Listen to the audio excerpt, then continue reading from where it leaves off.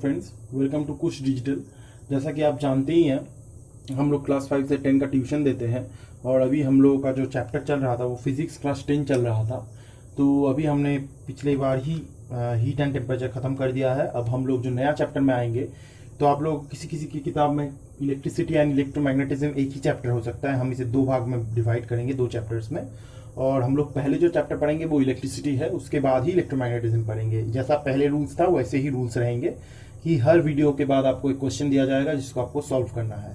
और अगर हमारे वीडियोस आपको अच्छे लग रहे हैं तो लाइक कीजिए, कमेंट कीजिए। और हमारे आपको अगर कोई भी किसी भी चीज़ का प्रॉब्लम आ रहा है तो हमारे फेसबुक इंस्टाग्राम पेज में उसे पोस्ट कीजिए। उस प्रॉब्लम का सोल्यूशन हम लोग 48 आवर्स में आपको दे देंगे। अगर आपको लग रहा है कि आपका प्रॉब्लम आप पेज में पोस्ट नहीं कर सकते, आप हम लोगों को पर्सनली कांटेक्ट कर सकते हैं हमारे कुछ डिजिटल की ईमेल आईडी में ईमेल करके। हम लोग वहां भी आपको सॉल्व करके देंगे। और अगर आपको मतलब हमारा सॉल्व पसंद नहीं है, मतलब आप समझ नहीं पाए, तो ठीक है, तो हम लोग उस पर भी अगर ज़्यादा लोग उस पर बोले कि सबको ही ये चीज़ समझ नहीं आ रहा है, तो हम लोग उसका नया वीडियो भी बना देंगे। उसका भी कोई प्रॉब्लम नहीं है। तो चलिए शुरू करते हैं। देखिए, इलेक्ट्रिक करंट, इलेक्ट्रिसिटी है क्या चीज़? हम लोग सभी जानते हैं, एक स्विच पर हमारा जो फैन है, लाइट है, चलता है, तो इसमें सब जानते हैं कि करंट आता है। तो करंट है क्या चीज़? करंट कोई देख सकता है? जी नहीं। करंट जो चीज़ है, एक पॉजिटिव पोटेंशियल और एक नेगेटिव पोटेंशियल। पोटेंशियल क्या चीज़ है ये आपको बाद में पता चलेगा, तो पहले आप जान लीजिए। पॉजिटिव पोटेंशियल और नेगेटिव पोटेंशियल के बीच जो चीज़ फ्लो करती है उसे हम करंट कहते हैं। अब करंट कैसे फ्लो करती है? तो देखिए, इलेक्ट्रॉन जो होता है वो नेगेटिवली चार्ज होता है, वो नेगेटिव से पॉजिटिव की तरफ फ्लो करता है और हम बोलते हैं कि करंट उसके ऑपोजिट फ्लो करता है। ठीक है, तो हम लोग करंट का जो डेफिनेशन है, मतलब करंट का जो मैग्नीट्यूडल डेफिनेशन है, उसे हम कहते हैं the strength of current in a conductor is the quality of charge flowing through any cross section of the conductor per second. ठीक है, इसे हम लोग ऐसे भी कह सकते हैं I equal to d q by d t. ठीक है, ये आपको समझ में नहीं आएगा, स्वाभाविक है, मुझे भी नहीं आ सकता था। इसीलिए इसको डेफिनेशन वाइज आपको अगर हम लोग बताएं, क्योंकि डेरिवेटिव ये जो चीज़ है ये आप लोग 12 में सीखेंगे। इसे क्या कहते हैं? इसे डेरिवेटिव कहते हैं हम लोग। ठीक है, तो ये 12 में सीखेंगे। तो इसका जो डेफिनेशन है, अभी सब आपको सिर्फ डेफिनेशन ही जानना है। ठीक है, बाकी इसका जो इलेबोरेशन है वो 11-12 में आप जाकर देख पाएंगे। ठीक है, तो देखिए, जो डेफिनेशन है वो the strength of current in conductor is the quality of charge flowing through any cross section of the conductor.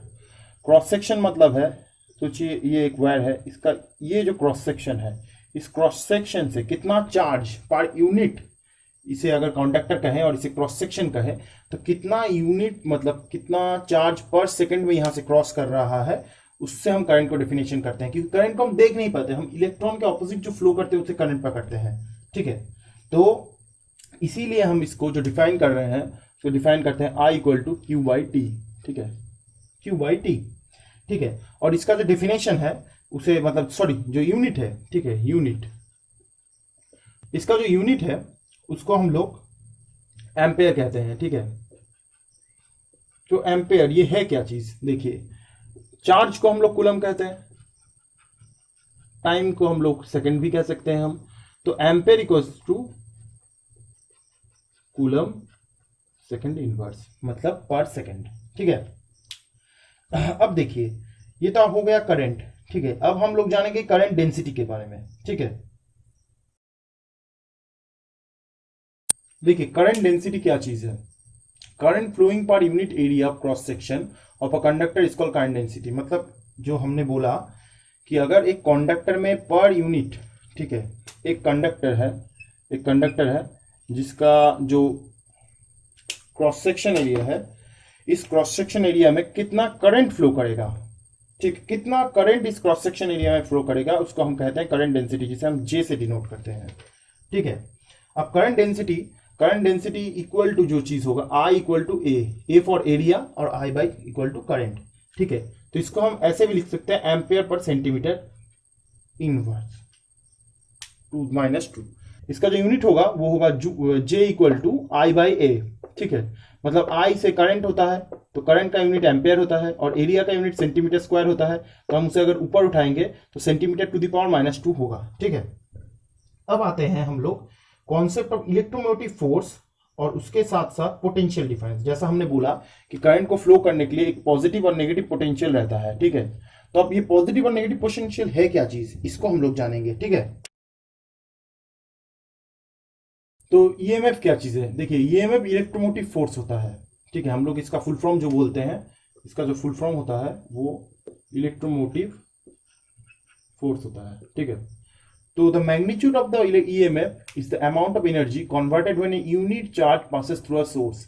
मतलब अगर एक यूनिट चार्ज किसी भी सोर्स, सोचिए ये एक वोल्टेज सोर्स है, ठीक है, एक वोल्टेज सोर्स से अगर एक यूनिट चार्ज पास किया तो उसको पास करने में जो मैग्नीट्यूड लगेगा, जो अमाउंट ऑफ एनर्जी लगेगा कन्वर्टेड होने में, तो उस अमाउंट ऑफ एनर्जी को हम लोग ईएमएफ कहते हैं, ठीक है।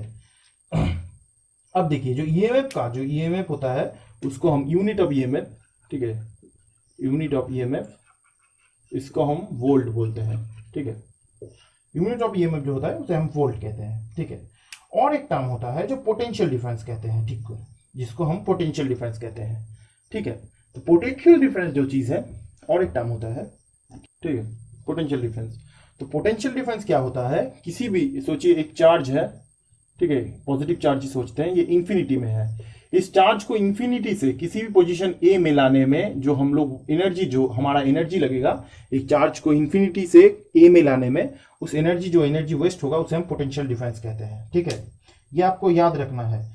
ईएमएफ को हम पोटेंशियल डिफरेंस नहीं कह सकते, ठीक है। तो ईएमएफ और पोटेंशियल डिफरेंस में थोड़ा सा डिफरेंस होता है, उसी डिफरेंस को हम लोग देख लेंगे, ठीक है। क्या डिफरेंस है उन दोनों में, आइए देखते हैं। देखिए ईएमएफ और पोटेंशियल डिफरेंस, ठीक है।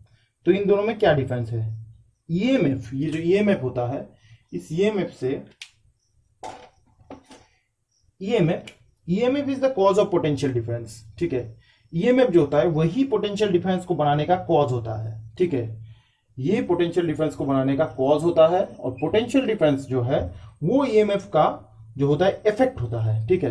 ये आपको याद रखना है, अब लिख लीजिए। EMF is the cause of potential difference, EMF is the cause of potential difference, and potential difference is the result of EMF, ठीक है। अब देखिए EMF जो होता है इसका वैल्यू पोटेंशियल डिफरेंस से ज्यादा होता है, ठीक है, और पोटेंशियल डिफरेंस जो होता है वो EMF से कम होता है, ठीक है। लिख लीजिए, the value of EMF is greater than potential difference. The value of EMF is greater than potential difference. The value of potential difference is less than EMF. अब तीसरा जो पॉइंट है EMF में वो लिख लीजिए। The potential difference between the two electrodes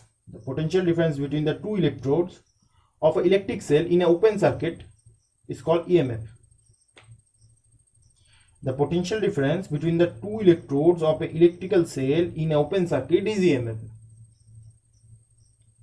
फिर से लिख लीजिए, the potential difference between the two electrodes of a electric cell in open circuit is EMF, ठीक है। अब potential difference में लिखिए, जैसे देखिए ऐसे पकड़ पकड़ के आपको कोई डेफिनेशन नहीं देगा, ठीक है, आपको बोल दिया जाएगा कि ऐसे पढ़ लीजिए। हम लोग आपको पूरा इलेबोरेटिव सोच दे रहे हैं कि आपको क्यों ये चीज पढ़ना है, क्या पढ़ना है, ये सब चीजों के बारे में। तो इन चीजों को अच्छे से समझिए, ठीक है। और कहीं भी आपको लग रहा है कि आपको समझ में नहीं आ रहा है तो हमें बोलिए, ठीक है। तो चलिए देखिए, the difference of potential between the two electrodes of electric cell is closed circuit. The difference of potential between two electrodes in an electric cell in a closed circuit is potential difference, ठीक है। अब 4 number लिख लीजिए EMF की जगह।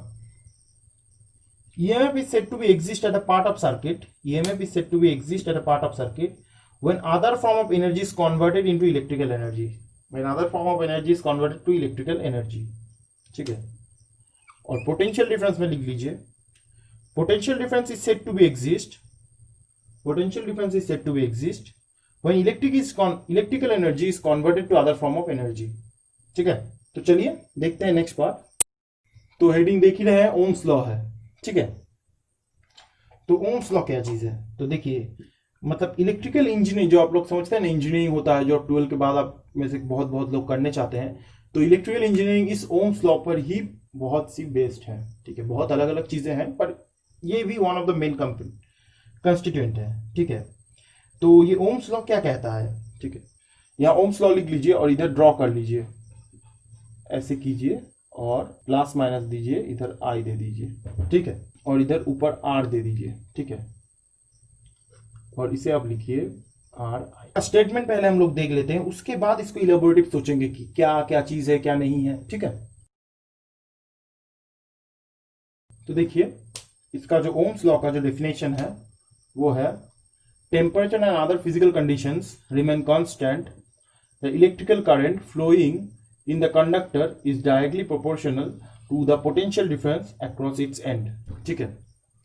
अब देखिए potential difference का भी जो यूनिट है वो वोल्ट है, तो इधर हम V लिख देते हैं, ठीक है, और जो इलेक्ट्रिकल करंट है इसको हम I लिख देते हैं, और इधर आप देख ही रहे हैं इसे हमने यहाँ जो पोटेंशियल डिफरेंस होगा वो V पकड़ा है, यहाँ जो करंट जा रहा है उसे I पकड़ा है, और इस जो ये वायर जो हमने ऐसे क्रॉस करके बनाया है ये वायर, इसको हम R कह रहे हैं, ठीक है, इस वायर को, ठीक है। इसे क्या कहते हैं हम बाद में देखेंगे। तो पोटेंशियल ओम्स लॉ कह रहा है अगर टेम्परेचर और अदर फिजिकल कंडीशंस कांस्टेंट हुए, ठीक है, तो वायर में जो एक कंडक्टर में जो करंट फ्लो कर रहा है वो directly proportional to potential difference होगा, ठीक है, मतलब V प्रोपोर्शनल टू I होगा, ठीक है। अब इसे हम लोग अगर प्रोपोर्शनलिटी को इक्वल टू में बदलेंगे तो एक कांस्टेंट रहता है, तो हम इसे कहते हैं, इस R को कहते हैं R इक्वल टू, इधर के लिए R equal to proportionality constant, ठीक है। R का एक अलग नाम है वो हम बाद में देखते हैं, ठीक है। अब इसी R को, ठीक है, हम लोग इस R को जो बोले प्रोपोर्शनलिटी कांस्टेंट, इसी R को हम लोग रेजिस्टेंस कहते हैं, ठीक है, R को हम लोग रेजिस्टेंस कहते हैं, R equal to resistance. Resistance क्या होता है, देखिए रेजिस्टेंस का नॉर्मल मीनिंग क्या होता है, किसी चीज को रोक लगाना, ठीक है। तो ये जो वायर है अगर किसी भी चीज में हम सोचिए आप एक हवा दे रहा है, ठीक है, यहां से हवा दे रहा है बहुत तेज से, आप इस तरफ जा रहे हैं, ठीक है, आप इस तरफ जाने की कोशिश कर रहे हैं, दौड़ रहे हैं इस तरफ, तो इस तरफ दौड़ने से क्या होगा, जो हवा है वो आपको धक्का मारेगा, इससे आपका स्पीड जो है डिक्रीज कर जाएगा। तो ये हवा जो है अभी आप जो जिस तरफ जा रहे हैं उसी वजह से ये हवा रेजिस्टेंस का काम कर रहा है, मतलब आपको रोक रहा है। उसी तरह सेम चीज ये रेजिस्टेंस कर रहा है, जहां करंट जा रहा है उस करंट को रोकने का काम है इस रेजिस्टेंस को, और जब ही यहां करंट रोकेगा रेजिस्टेंस को, तभी ओम्स लॉ के अनुसार इस रेजिस्टेंस के साथ इस करंट का मल्टीप्लिकेशन वोल्टेज मतलब पोटेंशियल डिफरेंस को फॉर्म करेगा, ठीक है। यहां एक ड्रॉप तैयार होगा, ठीक है, जिस ड्रॉप को थ्रू हम पोटेंशियल ड्रॉप कहते हैं, ठीक है। तो चलिए जानेंगे हम लोग रेजिस्टेंस के बारे में हमारा नेक्स्ट लेक्चर में। तो तब तक के लिए थैंक यू, और कुछ डिजिटल के वीडियो अगर आपको अच्छे लग रहे हैं तो लाइक दीजिए, आपके लाइक ही हैं जो हमें मोटिवेट करते हैं और नए वीडियोस बनाने के लिए। Thank you very much.